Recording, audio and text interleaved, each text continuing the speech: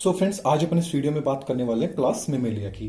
तो अपन बात कर रहे हैं क्लासिफिकेशन ऑफ कोऑर्डिनेट्स। थोड़ा सा मैं आपको रिवाइज करा देता हूँ कि अपन ने क्लासिफिकेशन ऑफ कोऑर्डिनेट्स में क्या क्या देख लिया। तो अपन ने कोऑर्डिनेट्स के जनरल कैरेक्टर्स देख लिए थे, फंडामेंटल कैरेक्टर्स देख लिए थे। फिर अपन ने जो कोऑर्डिनेट्स है उसको दो ग्रुप्स के अंदर डिवाइड किया था, एक्रियनेटा एंड क्रियनेटा के अंदर। और जो एक्रियनेटा था उसको दो सब फाइलम्स के अंदर बांटा गया, यूरोकोऑर्डिनेट एंड सेफेलोकोऑर्डिनेट। फिर इनकी क्लास के बारे में बात कर लेते हैं। फिर इधर आ जाते हैं अपन क्रेनिएटा के अंदर। जो क्रियनेटा है उसको भी एक सब फाइलम के अंदर बांटा गया, वो है वर्टिब्रेटा। और वर्टिब्रेटा के दो डिवीजन है, अग्नेथा एंड नेथोस्टोमेटा। जो अग्नेथा है उसको दो क्लास के अंदर बांटा गया, ओस्टेकोडर्मी एंड साइक्लोस्टोमेटा। फिर जो नेथोस्टोमेटा आता है उसको दो सुपर क्लास के अंदर बांटा गया, एक तो पिसीज एक टेट्रापोडा। और जो पिसीज है उसको तीन क्लास के अंदर बांटा गया, और जो टेट्रापोड है उसको चार क्लास के बारे में बांटा गया।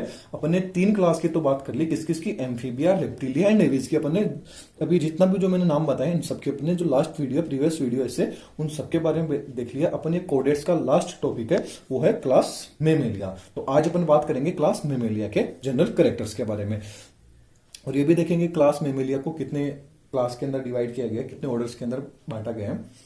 तो अपन सबसे पहले अपन ये बात कर लेते हैं क्लास मेमेलिया के जनरल कैरेक्टर्स की। तो आपको ये पता होना चाहिए कि जो मेमेलिया क्लास है, ना स्टडी ऑफ मेमल्स को क्या बोला जाता है ना, मेमल्स की जिसके अंदर स्टडी की जाती है उनको क्या बोला जाता है, मेमोलॉजी बोला जाता है। तो याद रखने वाली चीज है, कॉम्पिटिशन एग्जाम में पूछ लीजिए क्या बोला जाता है, मेमोलॉजी। तो आपको एक बात और बता देता हूं कि यदि आपको क्लासिफिकेशन ऑफ कोऑर्डिनेट से रिलेटेड जितने भी नोट्स चाहिए उसकी लिंक आपको नीचे डिस्क्रिप्शन में मिल जाएगी। तो आप वहां से जाके साइट पे विजिट कर सकते हैं और नोट्स है वो आप प्राप्त कर सकते हो वहां से। तो आप देख लीजिएगा, या आप जो चैनल का अबाउट है उसमें भी जाके देख सकते हो। तो जो स्टडी में यानी मेमल्स की अध्ययन को क्या बोलते हैं, स्टडी को क्या बोलते हैं, मेमोलॉजी बोलते हैं। और जो गोल्डन एरिया है यानी जो मेमेलिया है यानी जो स्तनी है, उनका जो गोल्डन एरिया है उनको क्या, गोल्डन युग है ना, एरा है, उसको क्या बोला जाता है, गोल्डन एज या गोल्डन एरा ऑफ मेमल्स। किसको बोला जाता है, सीनोजोइक काल को बोला जाता है। तो सीनोजोइक काल है, इसको क्या बोला जाता है, गोल्डन एज, गोल्डन एरा यानी गोल्डन एरा ऑफ मेमेलिया। किसको बोला जाता है, सीनोजोइक को। और जो मेमेलॉजी है वो क्या, स्टडी है किसके, मेमेलिया की स्टडी को क्या बोला जाता है, मेमोलॉजी बोला जाता है। अब क्या होता है, इस क्लास के जो सदस्य होते हैं यानी जो प्राणी होते हैं मेमेलिया के जो सदस्य हैं वो क्या हो सकते हैं, कहां कहां पाए जाते हैं, वो कहां कहां पाए जा सकते हैं, जल में भी मिल सकते हैं आपको, थल पे भी रह सकते हैं, वायु में भी रह सकते हैं, और भूमि पे भी रह सकते हैं। तो ये एक कैरेक्टर्स हो गया कि जो मेमेलिया के सदस्य हैं वो सभी स्थान के ऊपर पाए जाते हैं, जल हो, थल हो, वायु हो या भूमि हो, सभी स्थान पे क्या पाए जाते हैं, मेमेलिया पाए जाते हैं, सदस्य पाए जाते हैं। और इस वर्ग के जो प्राणी होते हैं उनका जो शरीर होता है वो शरीर किन किन में बंटा रहता है, सिर में बंटा रहता है हेड, गर्दन में बंटा रहता है नेक, धड़ में बंटा रहता है ट्रंक, एंड पूंछ में बंटा रहता है टेल। तो कितने भागों में बटा रहता है, टोटल चार भागों में मेमल्स का शरीर बटा रहता है, सिर, गर्दन, धड़ एवं पूंछ के अंदर बटा रहता है। और इसके जो सदस्य होते हैं ना, जो मेमेलिया क्लास है इसके जो सदस्य, इनकी जो त्वचा होती है, स्किन होती है, वो कैसी होती है। तो इनकी त्वचा कैसी होती है, इनकी त्वचा मोटी होगी। कैसी होती है, त्वचा मोटी होती है, जल रोधक होती है, और कैसी होती है, ग्रंथि युक्त होती है, ग्रंथि युक्त होती है ना, ग्रंथियां पाई जाती है। क्या पाई जाती है, स्किन पे ग्रंथियां पाई जाती है। कौन कौन सी ग्रंथियां पाई जाती है, श्वेत ग्रंथि हो गई, तेल ग्रंथि हो गई, स्तन ग्रंथि। ये क्या होती है, ऐसी ग्रंथियां पाई जाती है। कौन कौन सी, श्वेत ग्रंथि, तेल ग्रंथियां, स्तन ग्रंथि पाई जाते हैं। और इनके जो दांत होते हैं ना, स्तनियों के जो दांत होते हैं, टीथ होते हैं, वो कितने प्रकार के होते हैं, दांत, तीन प्रकार के दांत देखने को मिलते हैं स्तनधारियों के अंदर। कौन कौन से, गर्तदंती, थाइकोडेंट, थाइकोडोंट। कितने प्रकार के, तीन प्रकार के। पहला क्या हो जाएगा, गर्तदंती, थाइकोडोंट। दूसरा हो जाए विषमदंती, हेट्रोडोंट। और जो लास्ट तीसरा आ जाता है द्विबारदंती, द्विबारदंती यानी डाइफोडोंट। अब बात कर लेते हैं जो स्तनी होते हैं, इनकी त्वचा होती है, इनकी त्वचा पे क्या पाए जाते हैं, हेयर्स भी पाए जाते हैं, बाल भी पाए जाते हैं इनकी त्वचा के ऊपर। और जो स्तनी होते हैं वो सबके सब क्या होते हैं, समतापी होते हैं। स्तनी कैसे होते हैं, समतापी होते हैं, यानी वार्म ब्लडेड होते हैं। कैसे होते हैं, वार्म ब्लडेड यानी समतापी होते हैं। और इनके अंदर क्या होता है, जो शोषण होता है स्तनियों के अंदर क्या होता है, शोषण के लिए, शोषण हेतु क्या होते हैं, एक जोड़ी फेफड़ा पाया जाता है। कैसा, एक जोड़ी लंग्स पाए जाते हैं। श्वसन के लिए, रेस्पिरेशन के लिए क्या पाए जाते हैं? फेफड़े पाए जाते हैं। कितने? एक जोड़ी फेफड़े पाए जाते हैं, लंग्स पाए जाते हैं। और स्तनियों के अंदर जो साउंड जो प्रोड्यूसिंग ऑर्गन होता है, यानी उनके ध्वनि निकलती है ना, साउंड ऑर्गन कौन सा होता है? साउंड प्रोड्यूसिंग जो ऑर्गन होता है वो कौन सा होता है? स्तनियों के अंदर इंपॉर्टेंट चीज है, पूछ लिया जाता है, साउंड ऑर्गन कौन सा होता है? कि क्वेश्चन पूछ लिया जाता है कि स्तनियों के अंदर साउंड ऑर्गन कौन सा होता है, तो कौन सा होता है? कंठ बोलते हैं ना, लेरिंग्स। किसको बोलते हैं? लेरिंग्स। लेरिंग्स या ना कंठ। क्या होते हैं? लेरिंग्स या ना कंठ। तो आपको नोट्स मिल जाएंगे, तो आप नोट्स देखिएगा, आपको अच्छे लगे तो आपको लिंक नीचे डिस्क्रिप्शन में दे जाएगी, वहां से आप देख सकते हो नोट्स अच्छे से। यहाँ पे आप बस समझ लीजिए ताकि आपको जो नोट्स बनाने में दिक्कत नहीं आ सके। तो और जो स्तनधारी होते हैं ना, स्तनीय होते हैं, उनका जो हृदय होता है, हार्ट होता है, वो कैसा होता है? 4 कोष्ठी होता है। तो स्तनियों का जो हृदय होता है, हार्ट होता है, वो क्या होता है? पूर्ण रूप से 4 कोष्ठी होता है। पूर्ण 4 कोष्ठी है ना, 4 चेम्बर्ड होता है। कैसा होता है?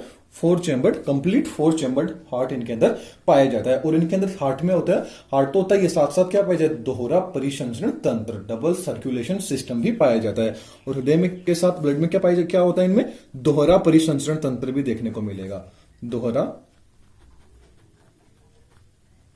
परिसंचरण तंत्र, डबल सर्कुलेटरी सिस्टम भी इनके अंदर देखने को मिलता है स्तनधारियों के अंदर।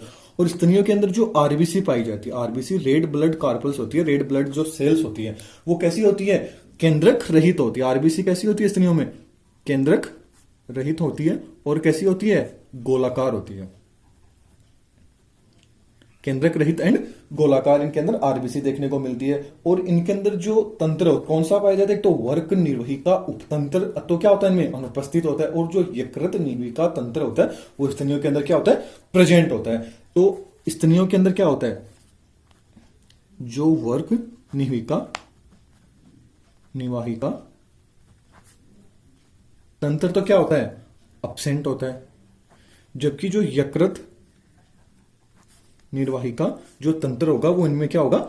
उपस्थित होता है। अब वर्क निर्वाहिका तंत्र और यकृत निर्वाहिका तंत्र क्या होता है, इसके बारे में मैंने पिछले वाली जो वीडियो थी उनके अंदर बता चुका हूं मैं कि ये चीज क्या होती है। आप वो देख सकते हो, आप और कहीं भी देख सकते हो। यदि आपको आता है तो आप मेरे को नीचे कमेंट में जरूर बताएं कि वर्क निर्वाहिका तंत्र क्या होता है और यकृत निर्वाहिका तंत्र होता क्या, इन दोनों में डिफरेंस क्या होता है।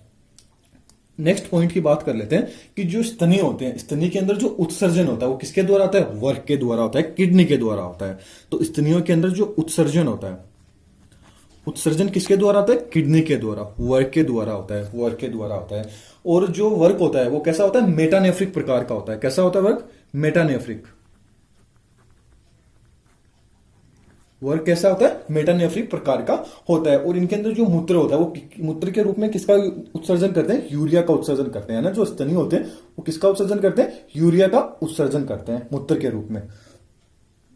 अब नेक्स्ट अपन पॉइंट की बात करते हैं। तो ये तो उत्सर्जन की बात कर ली। अब जो स्तनी होते हैं उनका जो ब्रेन होता है,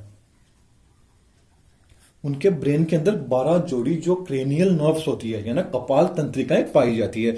तो 12 जोड़ी ब्रेन के अंदर क्या पाई जाती है स्तनियों के? 12 जोड़ी कपाल तंत्रिकाएं या कपालीय तंत्रिकाएं, क्रेनियल नर्व्स पाई जाती है। कितनी? 12 जोड़ी क्या पाई जाती है? कपाल तंत्रिकाएं या कपालीय तंत्रिकाएं, क्रेनियल नर्व्स पाई जाती है। और जो स्तनी होते हैं वो स्तनी क्या होते हैं? एकलिंगी होते हैं।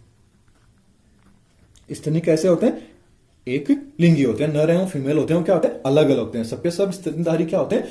एक लिंगी होते हैं। और जो स्तनियों के अंदर जो मादा होती है, तो मादा के अंदर क्या होता है? स्तन ग्रंथियां पाई जाती हैं। स्तनियों की जो मादा होती है ना, मादा के अंदर क्या पाई जाती है? स्तन ग्रंथियां। क्या पाई जाती है? स्तन ग्रंथियां पाई जाती है, जो क्या करती है? अपने जो बच्चा होता है, शिशु होता है, उसको क्या करती है? दूध निर्मित करती है ना। स्तन ग्रंथियों द्वारा क्या किया जाता है? दूध निर्मित किया जाता है,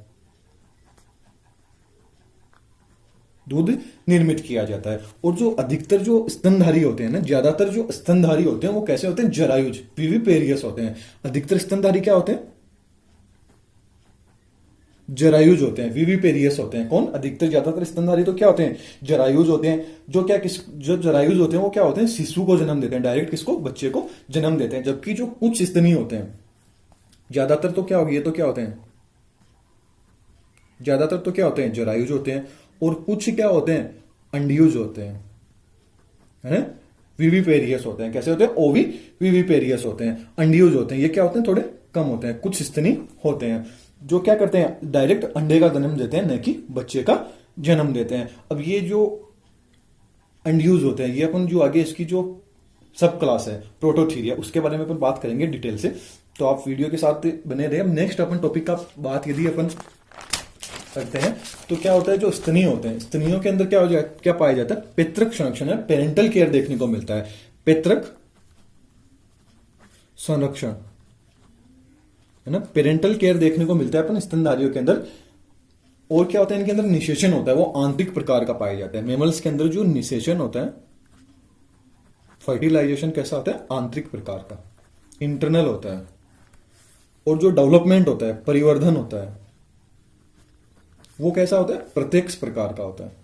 परिवर्तन कैसा देखने को मिलेगा, प्रत्यक्ष प्रकार का, डायरेक्ट प्रकार का देखने को मिलेगा। अब अपन देख लेते हैं इनको कितनी सब क्लास के अंदर बांटा गया। तो जो मेमेलिया की बात करें अपन, स्तनी की, जो मेमेलिया होते हैं, मेमेलिया को 2 सब क्लास के अंदर डिवाइड किया गया। कितनी, 2 सब क्लास, 2 उपवर्गों के अंदर, 2 सब क्लास के अंदर, 2 उपवर्ग के अंदर बांटा गया। प्रोटोथीरिया, एक तो प्रोटोथीरिया, एक आ जाती है थीरिया। ये 2 उप क्लास के अंदर, सब क्लास के अंदर बांटा गया, प्रोटोथीरिया एंड थीरिया। इनके बाद अपन जो अपनी अगले वाली जो वीडियो आएगी उसके अंदर प्रोटोथीरिया एंड यूथीरिया, ये जो थीरिया है, इसके बारे में डिटेल में बात करेंगे। तो आपको वीडियो पसंद आई है, लाइक शेयर कमेंट सब्सक्राइब जरूर कीजिएगा। Thank you friends, next video में फिर मिलेंगे।